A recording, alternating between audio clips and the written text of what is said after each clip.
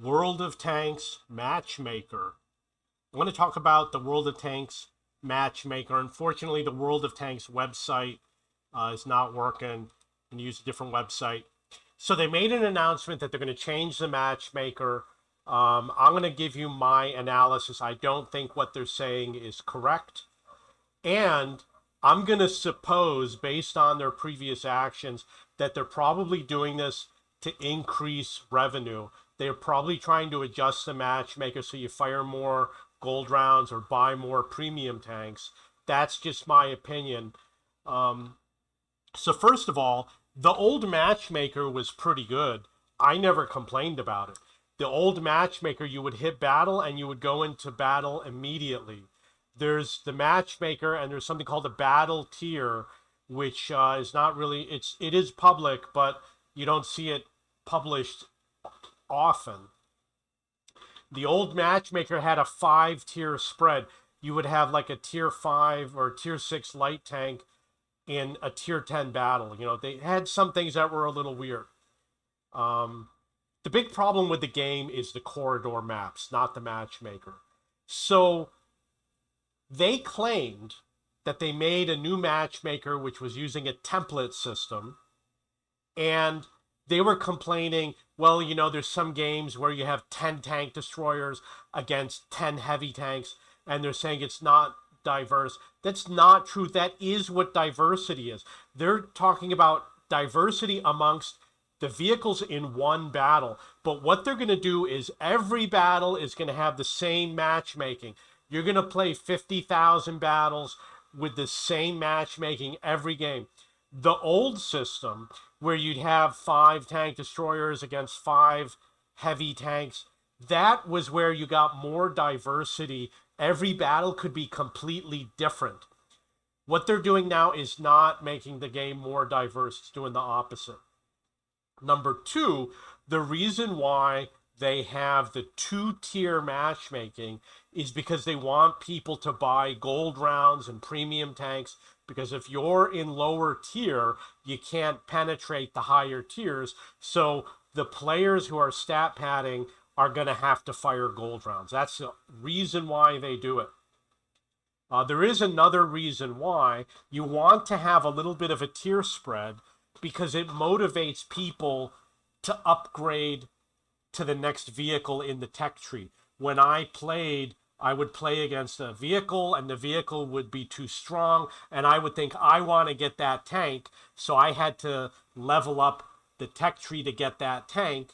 If you don't do the 2 tier spread in the matchmaker, people will sit in a tier, let's say tier 7, and then they'll never go up to tier 8, and they'll just keep playing tier 7 again and again and again because they have the better equipment, they have the better crew. So that's one of the reasons why you have 1 tier spread in the matchmaker. So now they're claiming, we're going to go through their claims over here. You know, they say that it's time for a change, handles millions of operations. It sounds a little silly, and handles millions of operations, conditions, and actions for every battle. No, it doesn't. The matchmaker merely gets you into the battle. Why would this handle anything once the game starts? Constantly changing number of players in the queue. You know what you need to do in the matchmaker? You need to put down how long it takes to get in the queue for every tier and for every vehicle. And then people can play a vehicle where they don't have to wait. And you can put the real-time data when before you hit the battle button. It could say tier 8 has the fastest queue, for example. Okay, balanced battles. They're not going to make it. They're making varied team composition. No, they're not. They're making it more strict. They're reducing the variety of the team compositions. As I said before, you used to have 10 tank destroyers versus 10 heavy tanks, which I'm okay with. Only the crybabies are not okay with this. And now they made it more strict with what they call the template system. They're making it more strict. They're reducing variety. Engagement and battle variety, that's silly. They had diverse battle setups when it was less strict. Speed and efficiency, it was faster when it was less strict. You would hit the battle button and you'd get into a battle in 0 seconds. When they added all the different issues for the matchmaker, it slowed it down dramatically. Sometimes I wait 4.5 minutes, 5 minutes, and don't get into a game, and I got to do it again and again and again. I could go sometimes 15 minutes without getting a battle if you play on the Latam server. They're completely rebuilding the matchmaker core. I'm shocked that it has an inside and an outside, but they say that it does. Deep technical rework and careful testing to maintain stability and balance. Well, it depends on how you define stability and balance. People always complain about things not being balanced, but what you forget is you're going to play 50,000 games. Over time, you're going to be on the winning team, you're going to be on the losing team, you're going to be on the team that's 100% balanced, you're going to be on the team that's 0% balanced. Over time, it's all going to balance out. If you can't go one game where the enemy has an extra heavy tank, then there's something seriously wrong. I mean, you're a crybaby. Okay, better team compositions create more balanced setups. Like I said, it's not more balanced. Okay, one team can have 2 super heavy tanks, while the opposing team has 1 or 2 autoloaders. Why does it matter? If you're a good player, you shouldn't care. Only the crybabies care about this sort of thing. I mean, you have an autoloader and you're crying.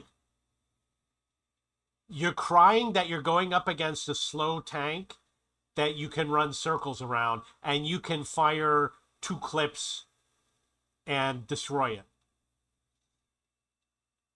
Super heavies are built to absorb damage, autoloaders to cause damage. Okay. The different roles will be distributed more evenly across teams. This is going to reduce variety in the game. Just like when they added the corridor maps. Before they had corridor maps, there was a lot more sniping in the game.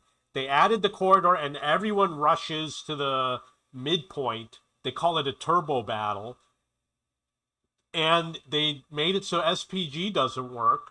So why play SPG? It's because of crybabies. I never complained about SPG. How come I can play a heavy tank when there's an SPG in the game, but other people can't? Every team gets a better mix of tank roles. Okay, so yeah, that's what they're doing, making battles more competitive and enjoyable. I don't understand why it's more competitive, and I don't see why it's more enjoyable. I would say making battles more boring, and I don't know about competitive. Why would it be more competitive if both teams are equal every battle? If both teams are equal every battle, then that's stalemate. That's not competition. You would want to have a little bit of inequality between the two teams. I don't want to have the same exact makeup every game, every game, every game. It really only matters with the games that have fewer vehicles. Once you get into frontline 30 versus 30, it's going to be a lot more diverse and it's not going to matter anymore. And with the grand battles, I think it's 24 versus 24. You're going to get more diversity. Better class diversity. Yeah, you're getting better class diversity, but your claim was not class diversity. Your claim was something else. Your claim that you were going to have diverse battle setups. No, you're having diverse classes. Diversity is not just the class. There's other things that make up diversity. The tier, for example, and premium tanks and overpowered tanks versus non-overpowered tanks, the skill of the player, etc. What they're doing is they're making it strictly class diversity, and the other diversity of the game is being removed. This will create more dynamic and tactical battles. No, it won't. Why would it make the game more dynamic? The corridor maps removed anything dynamic from the game. It put everyone into corridors. They all go to the same fighting position at the start of every battle. That is not dynamic. Before, you could go in more places and you didn't have everyone rushing to the same spot, firing heat rounds. Now you got the medium tanks with the heat rounds, and all the gold spammers are the stat padders are firing their heat rounds, where different tank types can play their intended roles effectively. Yeah, that might be true, but it's not going to be more dynamic. I don't know why they're saying it's more tactical. There was a map, I don't remember the name, it was like Kharkov or something. It was the one where there was a city on the right, fields and mounds on the left. It was a winter map, and they blocked off all the roads, and they specifically stated because people were flanking, and they blocked it off so you couldn't flank anymore. That makes it less dynamic. They turned it into a corridor map and made the map more boring. They did the same with the province map. Is it called province or Providence? And with the one with the quarry north something. You know what I'm talking about. The one with the quarry where the heavy tanks are on the bottom and the light tanks are up at the top. It was called something like North something. More +1 tier 1 battle. This is a good idea. They're keeping the +2. They say full diversity. It's not because of full diversity. It's because you have to fire gold rounds. And obviously, it's not a complete theory because the lower tanks have to fire gold rounds. The higher tier tanks don't. Nobody likes to be bottom tier except for whoever's spotting in a light tank because they're going to get more spotting damage. I don't understand why that's diversity of battles. I mean, obviously, it increases diversity of battles by adding a tier spread, but you could do 10 tier spread and then you get full diversity of battles. This is only 2 tiers of diversity. Why don't you go for 10 tier spread? More balanced match. It's not more balanced when you do +2, -2. That's silly. And you're not enjoying it. This is nonsense. Encountering a wide range of vehicles. I don't think that the wide range of vehicles, nobody notices wide range of vehicles. There's so many vehicles in the game, you don't need a 2-tier spread. I mean, this is all just nonsense. Smarter vehicle distribution. Yes, I agree with this. Popular tanks flood the queue with both teams are packed with the same vehicle. Come on, how often do you see that? Unless someone's platooning, you rarely see both teams packed with the same vehicle. Yes, that means it reduces variety if you have more than one. Limit the number of identical tanks per team. Yeah, go ahead with that. But I would argue that's just silly. That no one's going to say, oh, they have 2 Progettos, I hate this game. I mean, that's what a crybaby says. I don't think that their new matchmaker idea is going to fix anything by reducing the number of identical tanks per team. It's just nonsense. Distribute them evenly for more varied experiences. Not more varied. You're making it more strict. You're making it less diverse. The lineup might be more diverse, but over the course of 50,000 battles, it's going to be the same lineup over and over again. And your whole entire objective is going to completely fail. Smarter and faster dynamic queue management. Well, the old way where you click the button and you got into the battle immediately was definitely faster. Yeah, so maybe it'll be smarter. Adjust its rules in real time. I mean, come on, any programmer can do that. Player distribution and vehicle. Analyze player distribution and vehicle availability. I don't understand why you're not already doing that after 13 years. Fine-tuning parameters on the fly. I mean, this is just basic programming. If testing confirms our expectations will achieve consistently high battle quality, absolutely not. I don't think this is true, no matter the time of the day. No, because people like to play the same tanks, and you're saying you're not going to put them in the battle together. So you're going to have battles that, what are you going to do if five people want to play the same tank, two people get in the game and the other three don't get to play. So no matter the time of the day, it sounds like it's not going to work. Sheer number of improvements on the EU1 server. I'm wondering if they're taking over the whole server to see if people spend more money on gold rounds, if they buy more gold, pay for more premium time.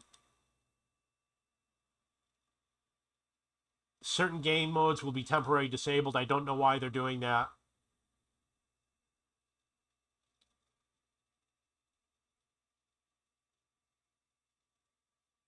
Battles with unusual team compositions. I don't think there's no such thing as an unusual team composition. You said you're trying to increase diversity. Unusual team compositions increases diversity. They're thinking one thing, they're saying one thing, but they're thinking something else. Obviously, they're not getting what they're trying to do. The stability of all matchmaking subsystems. I don't understand why it's not stable. Does it cause the game to crash?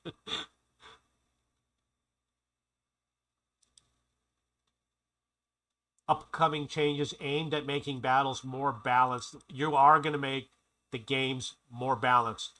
The battles are not going to become more diverse. It's going to be the same matchmaking over and over again, and it's not going to be more engaging. This is a huge mistake.